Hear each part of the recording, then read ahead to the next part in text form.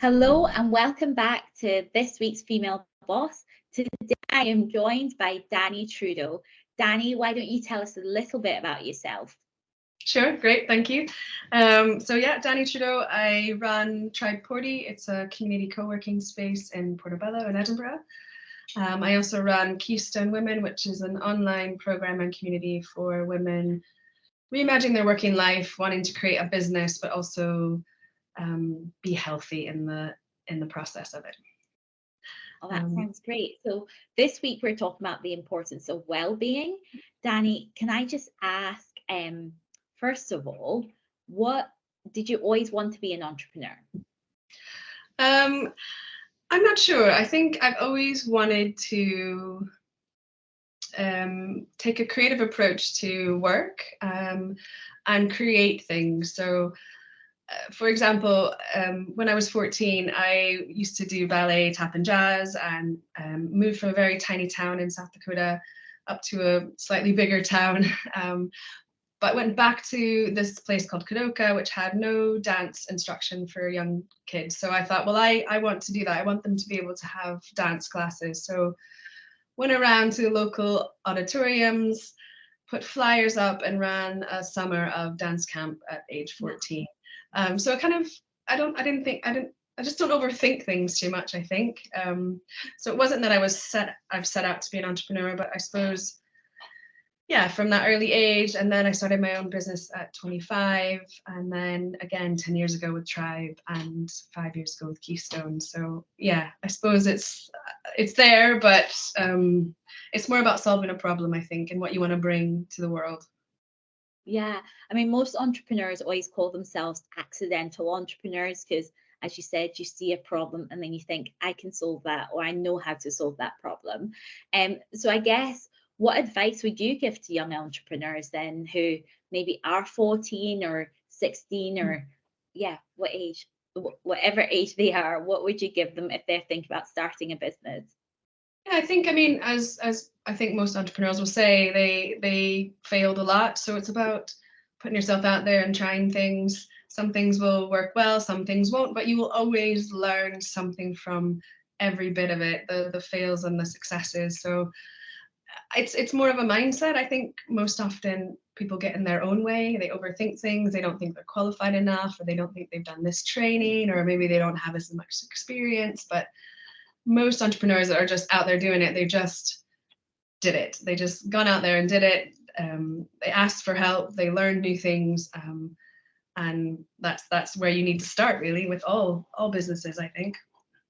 Yeah, and I think it's quite interesting about that failing for, I would say, you fail forward because you're always looking to go to your next step. But I guess with yourself, how have you handled the challenges that you've encountered along the way, especially I don't know whether you've had any that's affected maybe your mental health or anything like that. How have you coped with them? Yeah, I think, well, when starting up Tribe, there were certainly moments where I thought, I don't know if this is going to work. I'm putting everything into this idea. I'm jumped ship with a good job with a constant salary, but yeah, I think I used to have a quote on my wall that said, it was a Charlie Chaplin quote that said, no one's an expert. We don't live long enough to be one. So it's just like, oh, actually, nobody knows all things. You know, I had a vision where that kind of saw me through most of it. The rest of it, I just had to learn along the way. And I think it's true. You don't start a business on your own. You're constantly asking for help, looking for others. I mean, I think that's even probably yourself, or why we speak to other people. It's like, oh yeah, let me tell you about my journey, because it might be helpful, or it might not be applicable at all. But also just to hear someone else say, like, oh yeah, I didn't know what I was doing. you just carry on and keep going. No, and I guess talking about carrying on, keep going, have you ever faced burnout though? Have you ever just thought, gosh, I've taken on too much, or I've carried on but not stopped? Yeah, for sure. I think for me, in 2018, and the burnout came because of a kind of cumulative of things, a lot of personal things. So I lost a friend to suicide. I lost both my grandparents. I lost my dad. I had almost lost the business. We were going to get kicked out of our building. So I had to scramble and get a loan to renovate the rest of the building and take on the entire premise. And then I also launched Keystone Women. So I think looking back, it's kind of obvious. There's a lot happening.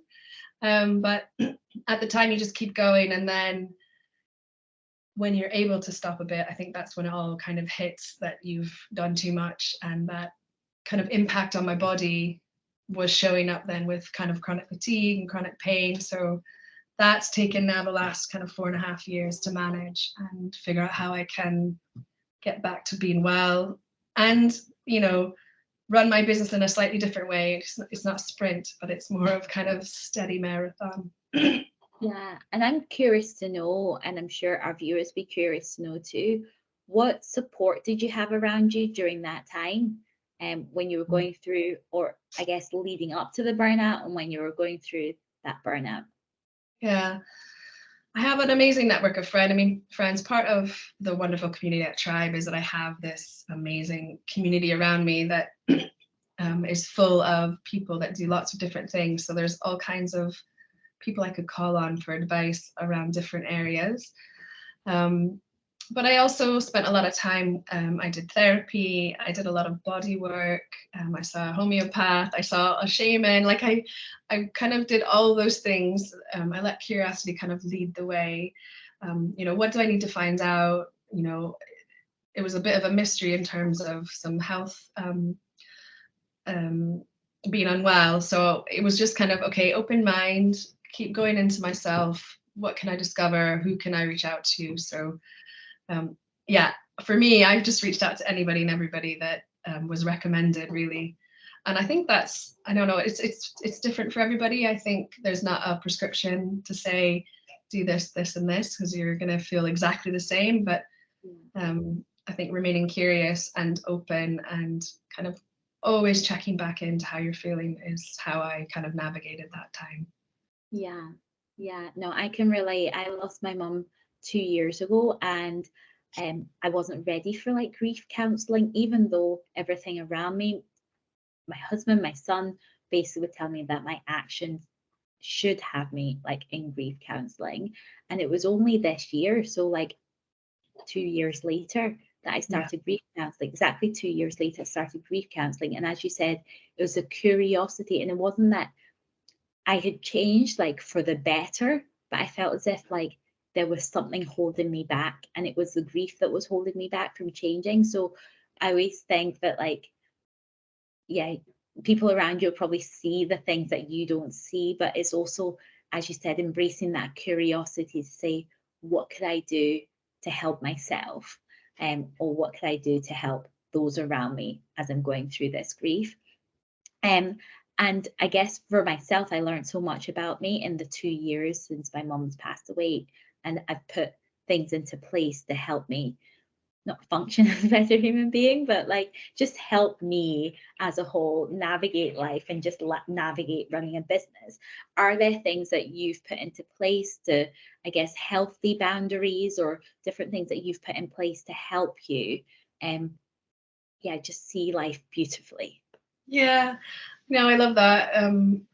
Of course, I think there's something that comes with that resilience that once you get through something, then you learn about yourself and how to manage things and cope with things better. I have a practice of a lot of body work, I suppose. I feel like the body's really wise. Sometimes my body knows what's going on before my kind of cognitive brain has figured things out. So yeah, like at the moment, what I'm doing is just doing 30 minutes of kind of yoga stretching in the morning. But I'm also, because I was feeling kind of ungrounded, and there's something about time, and I hear this a lot with other people as well, like time feels like it's going really fast. Yeah. To the point sometimes I'm like, I cannot believe what the date is. So for the last month, a friend and I have been doing stretches or yoga in the morning and then texting each other the day, the date, where the moon's at, where we're at in our cycle. And like, kind of an affirmation for the day, and just to say like, look, I'm grounded, I've settled here, I'm ready for the day, and with some accountability. So it changes. I mean, that's just what I'm doing at the minute, but it's usually tends to be something around breathing or body work. Yeah, that's amazing. And accountability is so important, because we can go through a day and think, I'm okay, but to actually stop and acknowledge where you are. Do you also do that practice maybe at the end of the day with your friends, like a check-in on how your day went? Or I don't. Yeah, but I've done those kind of things before, you know, kind of at the end of the day, of journaling or writing. But yeah, I think, I mean, I encourage it all the time with the people that we work with. But yeah, find a small group or one pal, and just kind of checking in on each other, or just a bit of accountability, just to create a habit. It kind of creates those thinking processes in your brain, and you become a little bit more grateful and a little bit more grounded, and kind of that sense of calm to keep you okay, or more okay. Yeah, I think it's so important. I have a group that we call it the stepping group, and it's basically counting our daily steps. So it's just that accountability of checking in, and also like stepping out for the day, because we can be stuck in front of our laptops, or we can be stuck running around the house doing so many different things. But to actually be able to step out and enjoy your scenery or enjoy your surroundings, and then say, by the way, I've also done my step count for the day. I've got a friend, I hate the rain, so my friends check in on me and say, Bailey, did you go out walking today? Because it rained really heavily. How was the rain? But then I've got another friend who loves crisp days. So if it's really, really cold, she'll go out walking, and she'll also check in on us and say, I hope the cold weather didn't put you guys off from walking. I managed to make my steps. So I think the accountability is such, it is so powerful and so good for everybody, especially when it comes to well-being. And just thinking about your journey as an entrepreneur, Dani, is there anything that you would have done differently? Yeah, I don't spend too much time thinking about what I could have done differently. I mean, obviously I can learn all the time, and I'm constantly learning. I usually say I wish I would have celebrated more, or like not been so serious. That's usually my stock answer for like, what have you done differently? Because I think, especially up until recently, I have probably quite hard on myself, and like always trying to get to the next bit without taking time to acknowledge the current, or kind of the steps that you've achieved to date. So yeah, I think it's important. I think it's a good practice to kind of make yourself do as well. And you can be ambitious, but you can always take time to be like, oh, actually, I've come a long way. I've accomplished this. I feel good about this. I'm going to celebrate this part of the journey. Yeah, I think celebration's such a key part. And you've actually reminded me, because my team and I used to do something called Wednesday wins, or midweek wins.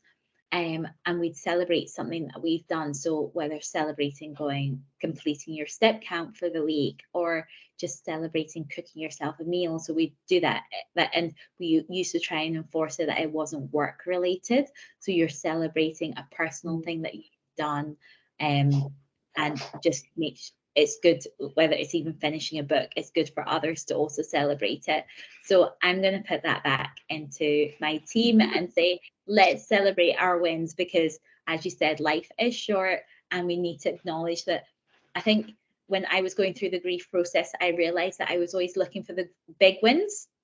So I celebrate the big wins and not acknowledging the small wins. And sometimes the small wins are being able to get out of bed and actually function for a full day, and being able to go to the park, and despite what's going on, smelling the roses and appreciating your surroundings. So I think, yeah, that attitude of gratitude and celebration is something that every entrepreneur needs to embrace. And especially because we do, as entrepreneurs, we're always looking for the next milestone. As you said, you're always looking, going, what can I do next? What can I do bigger? I've done this event, what can I do? But it is just about, yes, I've done it, and well done me. Give yourself a pat on the back. Yeah, it's not easy. I mean, some people are really good at it. I'm not brilliant at it. And then I'm always like, oh, I wish I would have, looking back, I wish I would have like chilled out a bit, had a bit more fun. Yeah. So Dani, tell us which entrepreneurs inspire you and why. Mm.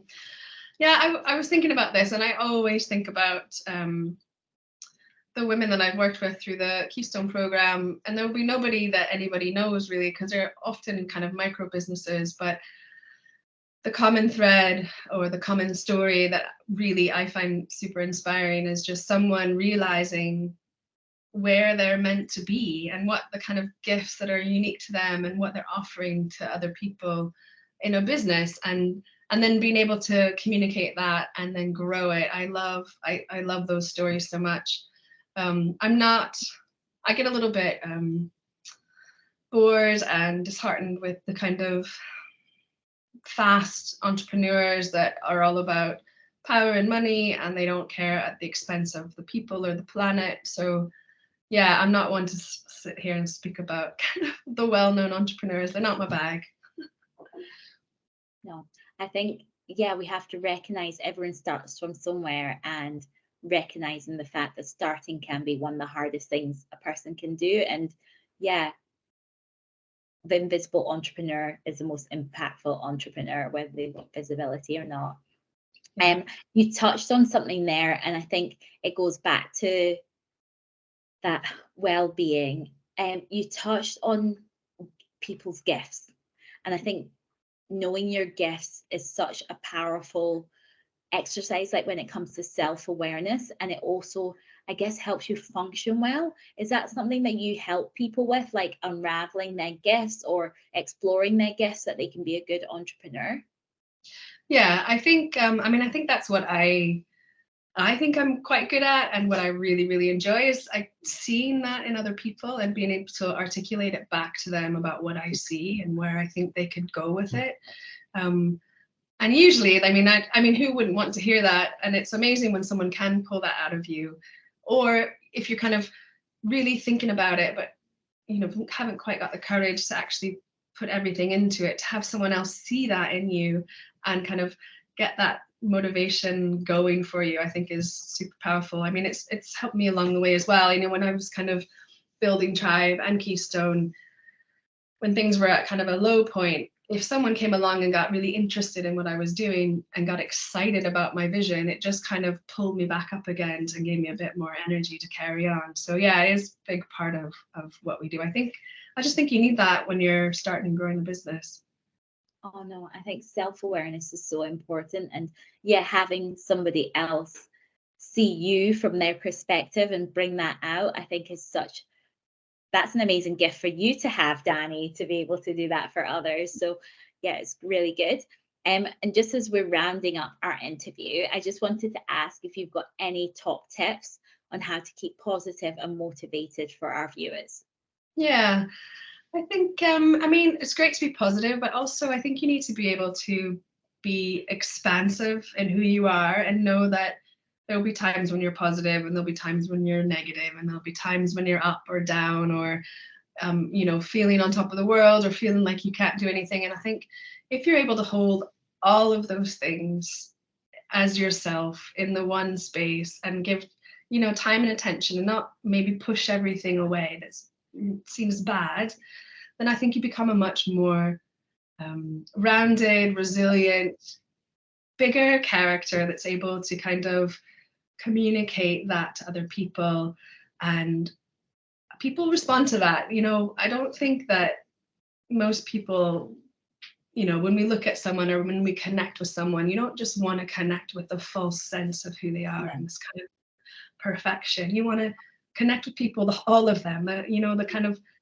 talking about your mom, like being able to open up about that. Like, I feel now more connected with you just sharing that story because I have a similar, experience. And like, I think we need to stop pretending that we need to be positive all the time. So as much as I think, yeah, it's good to be positive and motivated, I think there's something about the wisdom in being able to be all those things that you are. And I think when you're feeling unmotivated, look to other people, look to what inspires you, and instead of feeling jealous, or if you see someone doing really well, pay attention to those feelings, and maybe they're telling you what you might want to aspire to, and then look at what they're doing, or you know, how they approach different things, and learn instead of feeling bad about yourself. So yeah, when you're feeling unmotivated, speak to people. I think that's a great thing. Connect with people, because I think that connection really is motivating. Yeah, no, definitely.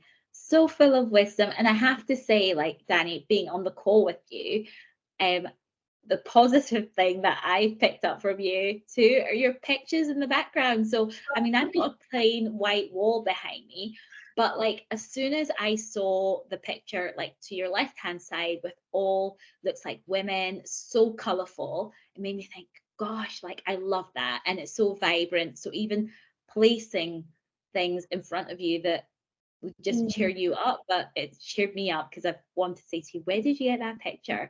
And then the other one behind you, so like maybe like your head level, um, looks for me like the gold background, but it's maybe probably like a bronzy type background. Mhm. And then with the person's eyes shut, all I've thought about that person is they're thinking, let me dream, let me dream, let me be a dreamer. So yeah, I would call that photo dreamer. And the other one, like your support network, that they've really cheered me up. And I think that's my takeaway too, is your surroundings so important, what you surround yourself with. So Mhm. that also fills you maybe up with joy and keeps you going. And you're probably so used to looking at those photos. But Yeah. No, yeah, you're right. I think that applies to everything, like your Instagram feeds, the people you surround yourself with, or actually spend time with, even if you haven't chosen them. Like they really, all those things impact who you are. And I think the more mindful you can be about that, the better you'll be, especially in your well-being and your mental health. So yeah, taking note of that I think is perfect way to end on the conversation, because I think you're so right. It might seem like a small thing, but you're right. Yeah, like just like this is actually it's my grandfather's. It's like a oh, petrol station in that tiny little town Kadoka that I mentioned actually. Um, yeah, and then these are kind of drawings that I've done over 100-day projects on digital drawing. So yeah, no, you're right. I think it is about making everything about intention. yeah, yeah. Oh, Dani Trudeau, thank you so much for this interview. Pleasure. I thoroughly enjoyed it. Thoroughly enjoyed getting to know you and your work, as well as just taking away tips that not only maybe I do subconsciously, but to also bring back things like Wednesday wins to Yes, celebrate with some I team. love it. So thank you so much, Dani. Nice to meet you as well, Bailey.